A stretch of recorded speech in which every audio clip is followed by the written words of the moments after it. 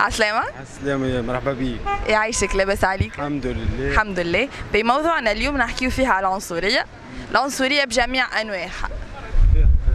شنيا يندرى مازال عندنا العنصرية في تونس تويكا ولا لا؟ شوي شوي مش لك الدرجة، تو فما كيف الزوالي محقور في تونس معناها من اتجاهات الكل. ما مذكر من لنثة ساعة لساعة يشوف واحد مثلا مغربي ماكلك حاليش نقولوا احنا، يجي حتى مش يلعب معاه اولاد اصحابه يقولوا لي ما تلعبش معايا انت ماكش تونسي، ما صفاتك ما تتبعش انت يا كي وما نحبوش نلعبوا معاك يا حقروه.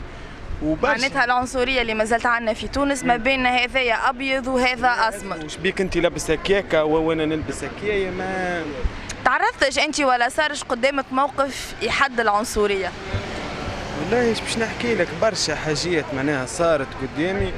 لا محمد رسول الله، هاني قلت لك معناها يحقروه الزوالي معناها حتى ساعة على ساعة يخلطوا يسبوه يقولوا له ما امك بيها وعليها باش تلبس هكا ولا تعمل هكا ولا تمشي انت ما نعرفش انا شنو تعمل.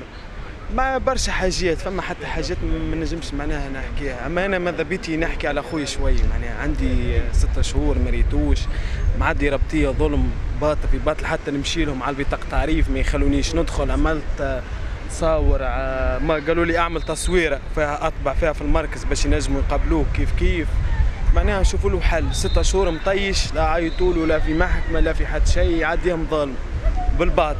عركه صارت هو متعدي من نهج معداها باطل 6 شهور، حتى الحكم مازال ما تحكمش التو.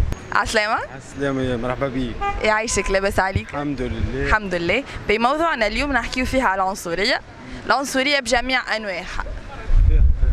شنيا يندرى مازال عندنا العنصرية في تونس تويكا ولا لا؟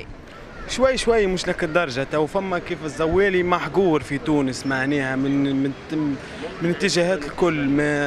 ما مذكر من لنثة ساعة لساعة يشوف واحد مثلا مغربي ماكلك حاليش نقولوا احنا، يجي حتى مش يلعب معاه اولاد اصحابه يقولوا لي ما تلعبش معايا انت ماكش تونسي، ما صفاتك ما تتبعش انت يا كي وما نحبوش نلعبوا معاك يا حقروه.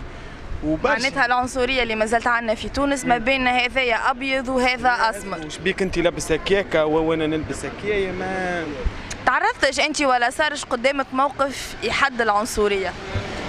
والله ايش باش نحكي لك، برشا حاجات معناها صارت قدامي. لا محمد رسول الله، هاني قلت لك معناها يحقروه الزوالي معناها حتى ساعة على ساعة يخلطوا يسبوه يقولوا له ما امك بيها وعليها باش تلبس هكا ولا تعمل هكا ولا تمشي انت ما نعرفش انا شنو تعمل. ما برشا حاجات، فما حتى حاجات ما نجمش معناها نحكيها. اما انا ماذا بيتي نحكي على خويا شوي، معناها عندي 6 شهور ما ريتوش، معدي ربطيه ظلم باطل في باطل، حتى نمشي لهم على البطاقة تعريف ما يخلونيش ندخل. عملت تصاور، ما قالوا لي اعمل تصويره فيها اطبع فيها في المركز باش ينجموا يقابلوه كيف معناها نشوفوا له حل. 6 شهور مطيش، لا عيطوا له لا في محكمه لا في حد شيء، يعديهم ظالم بالباطل. عركه صارت هو متعدي من نهج معداها باطل 6 شهور، حتى الحكم مازال ما تحكمش التو.